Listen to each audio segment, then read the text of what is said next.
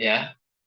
Jadi sekarang pembahasan kita adalah terkait dengan hukum orang yang berdoa di dalam sholat, yakni dalam sujud dalam konteks ini, tapi dia meminta bukan dalam perkara akhirat, tapi dia meminta murni untuk perkara dunia, ya murni untuk perkara dunia. Sebagaimana misalnya yang saya sampaikan tadi, seorang wanita minta minta dapat laki-laki yang ganteng, mapan, ya mungkin bentuk tubuhnya proporsional misalnya, gitu ya. Atau sebaliknya seorang laki-laki berharap juga dapat wanita yang ideal tingginya, cantik, putih, misalnya seperti itu ya. Itu kan perkara-perkara dunia. Baik, teman-teman perhatikan terkait dengan berdoa minta dunia ketika sujud itu ada silang pendapat di kalangan para ulama. Ya, ada silang pendapat di kalangan para ulama. Sebagian ulama, sebagian ulama itu melarang berdoa meminta kenikmatan dunia ketika sujud. Ya, sebagian ulama melarang untuk berdoa minta kenikmatan atau minta keduniaan ketika sujud. Ya, bahkan ulama yang berpendapat seperti ini itu menyatakan bahwasanya barang siapa yang berdoa di dalam sujudnya dengan doa-doa yang bukan untuk kepentingan akhirat, artinya kepentingan dunia semata, maka mereka mengatakan sholatnya batal. Ya, maka mereka mengatakan sholatnya batal. Ya, ini teman-teman perlu perhatikan karena siapa tahu nanti di kemudian hari ada ustadz yang menyampaikan gitu. Oh, siapa yang berdoa dengan murni kepentingan dunia maka sholatnya batal, misalnya gitu. Ya, memang ada pendapat seperti itu.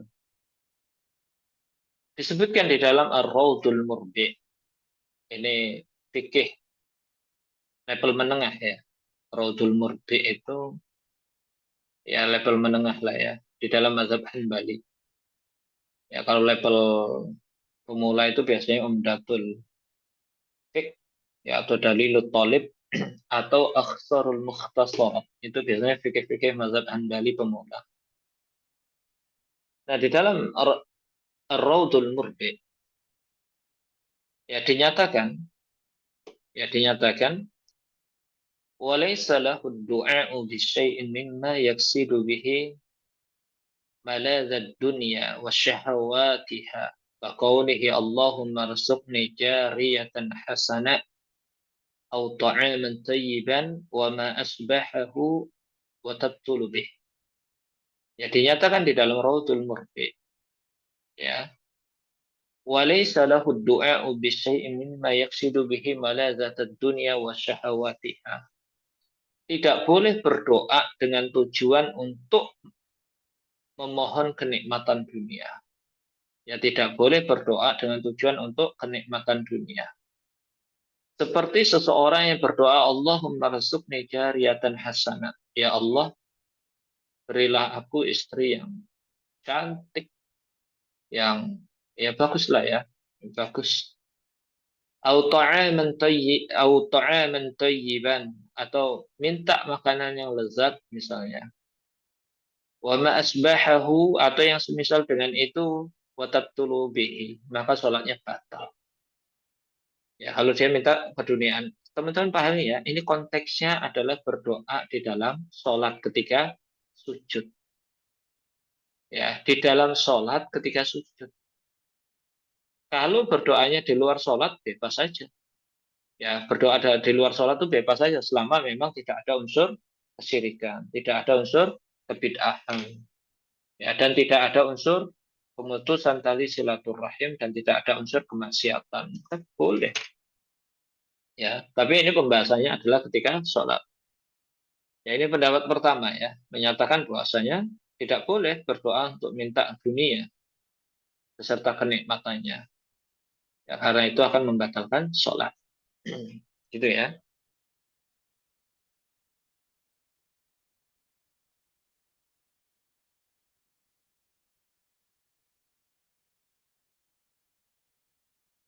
Baik, yang selanjutnya, pendapat yang kedua. Ya. Pendapat yang kedua menyatakan bahwasanya boleh bagi seseorang untuk berdoa minta dunia, baik di dalam sujud ataupun di selainnya. Ya, baik di sholat ataupun di luar sholat. Itu boleh untuk berdoa meminta dunia. Karena berdoa itu disesuaikan dengan hajatnya orang masing-masing.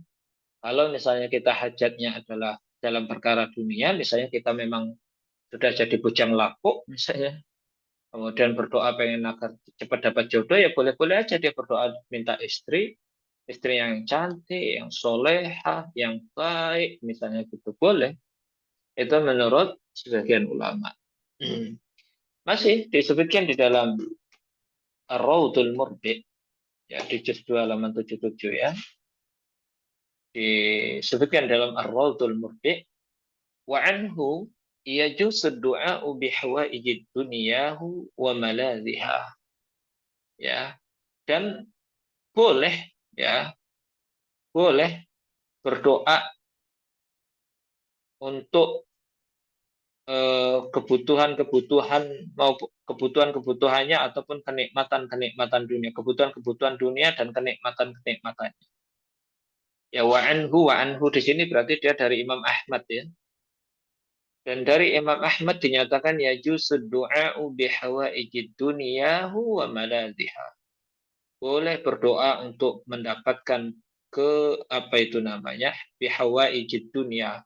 Berdoa untuk meminta kebutuhan-kebutuhan dunia itu boleh. Wa maladhiha dan kenikmatan-kenikmatannya itu boleh. مما ذكره ونحوه قال أحمد لا بأس أن يدعو الرجل بجميع حوائجه من حوائج الدنيا وآخرة. Ya, Imam Ahmad berkata, tidak masalah seseorang berdoa dengan meminta semua kebutuhannya, baik dalam perkara dunia ataupun perkara akhirat. Boleh-boleh saja. Ya, seseorang berdoa untuk kebutuhan dunianya ataupun kebutuhan akhiratnya di dalam sholat. Selama memang dia sesuai koridor. Ya, ini dengan bahasa Arab, ya. Ini paham ya? Jadi memang ada silang pendapat di kalangan para ulama. Sebagian mengatakan batal sholatnya, sebagian mengatakan tidak batal. Bahkan itu boleh. Bahkan itu dinas dan dari Al-Imam Ahmad rahimahullah ta'ala. Kemudian ulama di zaman ini, Al-Faqih Al-Ashar, Al-Faqih Al-Ashar, yani Al-Utsaimin rahimahullah ta'ala, ya, Syekh Utsaimin rahimahullah ta'ala mengatakan, qala ba'dul fuqaha rahimahullah ta'ala law da'a bisay'in mimma yata'allaqu bi umuri dunya batalat salatuhu.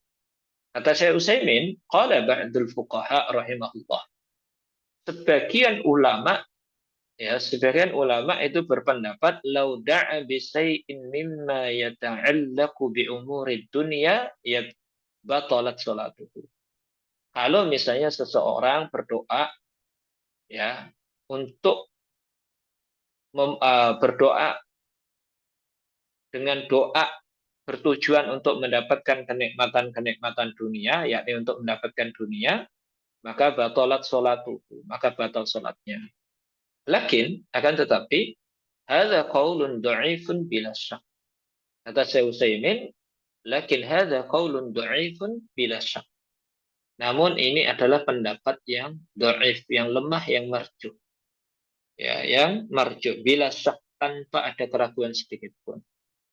Ya, ini marjuh. Wasahih dan pendapat yang benar annahu la ba'sa an yad'a bisyai'in an yad'uwa bisyai'in yata'allaqu bi umuri dunya. Yang betul boleh seseorang berdoa di dalam sholat itu baik doanya itu tentang perkara dunia ataupun tentang perkara akhirat. Itu diperbolehkan.